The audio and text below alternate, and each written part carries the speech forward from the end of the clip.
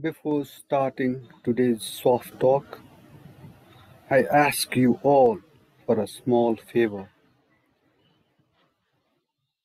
For the last few years, I have been making presentations as a commentator, as an analyst, and as a writer about the goings on in Nepal and much beyond. This is my attempt to just promote citizen journalism, a strain of journalism that is free from vested interests, a strain that aims to raise your everyday concerns, to give voice to the people, to empower them through the media, one of the most powerful tools of present times. So I humbly request you to subscribe to this channel, comment on our presentations, and press that like button. Your support, it means quite a lot to us, especially in these difficult circumstances when the free press is under attack from all quarters. Thank you for watching. Thank you for listening. Let me start today's soft talk presentation. By the way, the picture on my background is that of Nepal's Parliament in session. It's taken from parliament.gov.np. Today's presentation is titled Not for Sale. The Annapurna Express has run an editorial titled Up for Sale. This is about the allegations coming from the speaker uh, against journalists in Nepal. The Speaker of Nepal's House of Representatives has hogged the limelight, especially on two occasions, as far as I can remember. One was during the passage of the much controversial Mahakali Treaty. The then Prime Minister Manmohan Adhikari was on hospital bed. He had just gotten injured in an air crash and was on some kind of life support. So he was in no position to cast his vote for or against the much controversial treaty. Media reports at that time had pointed out that the Prime Minister was against the passage of the treaty. There was much horse trading in the parliament. Dreams were sold, dreams to the effect that the treaty would just result in the dawn of progress and prosperity from the west. I mean, the far western region of Nepal that is considered, that is, in fact, one of the most backward regions of Nepal.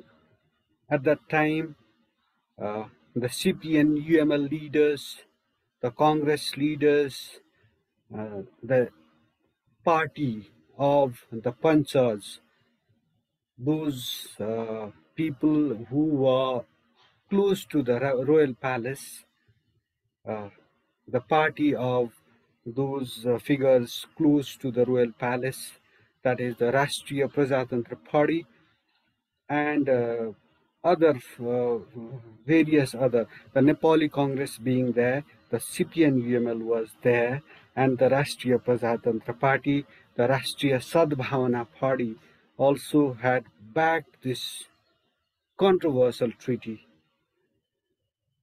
This treaty, for the passage of this treaty, several uh, plots were hatched. The CPN-UML suffered a vertical split so as to manufacture a majority votes in the parliament. At that time, the treaty required, as per the constitution of the Kingdom of Nepal 1990, at that time the country was the kingdom, that charter required a two-third majority in the parliament for the passage of the treaty. So to just muster that vote, several plots, unsavory practices were resorted to, and the treaty finally got the House nod to just come into effect. So at that time, I was talking about Manmohan Adhikari, the Prime Minister of that time, in the hospital bed. So this the Prime Minister, then Prime Minister, was in the hospital bed at that time without consideration for his health and such sensitive issues. The humanity itself, the party, the Adhikari-led government was ousted, and in his place, in his government, in his government's place came the Nepali Congress-led government, which was hell bent on ratifying the treaty through the parliament. So at that time, in the absence of Manmohan Adhikari, the present Speaker of the House of Representatives, that is Dev Raj Ghimire, casted vote in favor of the treaty. That vote was so crucial for the passage of the treaty.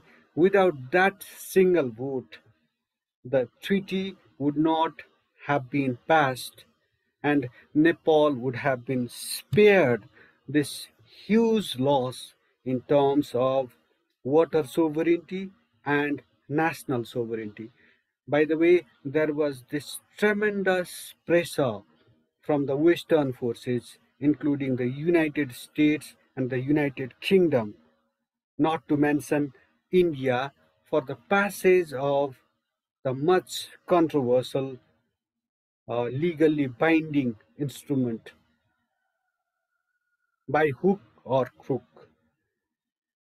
Uh, so that was one time when the speaker, the present speaker, hogged the limelight for all the wrong reasons. Then came a recent episode where the speaker, during a meeting with a team of journalists, or a team from the Federation of Nepali Journalists, that calls itself the umbrella organization of Nepal's journalists. They had a meeting with the speaker. During that meeting, the speaker made some controversial remarks, a sweeping statement, if you will, to the effect that Nepal's journalists are up for sale, are for sale. That is what he said. So this created quite a stir in Nepal, in the fourth state in particular, because not so long ago the fourth state had come under uh, scathing scathing attacks from several quarters. Whenever the people from vantage points mount an attack against the free media, all sorts of people just start venting their ire at the fourth estate. It just faces the fourth estate faces increased hostilities. The media houses come under increased risks, and so do the journalists. So this remark should be read in that context also. So let's start. Let's check what the Annapurna Express has written in its editorial. Let's read it out. A couple of days ago, the speaker made the headlines. His remarks that Nepal's journalists are for sale created some stir in the gradually calming waters of Nepal's fourth estate. If getting media publicity was his intent, he should pat himself on his back. Interestingly, the speaker's quotable quote came during his meeting with a delegation from the Federation of Nepali Journalists that had gone all the way to the Parliament Secretariat last Friday to meet him. The harsh remarks coming from the speaker during a courtesy call perhaps show how disenchanted he is with the independent media. Had it not been for up for sale remarks, the free media could have thanked itself, at least for making the helmsman of one of the three organs of the state uncomfortable. The lion's share of the credit would surely have gone to the FNJ. What a proud moment that would have been. Lambasting the remarks, FNJ demanded that the speaker either substantiate the allegation or apologize for such irresponsible comments. With no word coming from the speaker since then, the chapter remains pretty open. The speaker is neither the only high profile figure to attack the media, nor will he be the last. Not so long ago, it was on the crosshairs. It means the media was on the crosshairs of an up and coming politician. Before him, too, many politicians have spared no opportunity to target the media. Whenever such attacks come from vantage points, the independent media faces increased hostilities on social media and much beyond, putting media houses and journalists associated with them at heightened risks. The media has seen it all in Nepal and beyond. While the speaker should have been more specific instead of coming with a generalized remark against the entire fraternity, his remarks should prompt some soul searching. How effective has the FNJ been? How effective has the FNJ been when it comes to playing the role of the umbrella organization of journalists? What can it do to raise genuine concerns of journalists related to their safety, security, and livelihoods more powerfully? Have its office bearers indeed been playing apolitical roles, snapping their umbilical cords with political parties of different hues and shades? Introspection makes more sense at a time when the free press is facing increased threats in the region and much beyond from the state and non-state actors enjoying the support of the government in many cases. Soul searching should not end there, though. High officials like the Speaker have it in their powers to make the state more accountable to the public.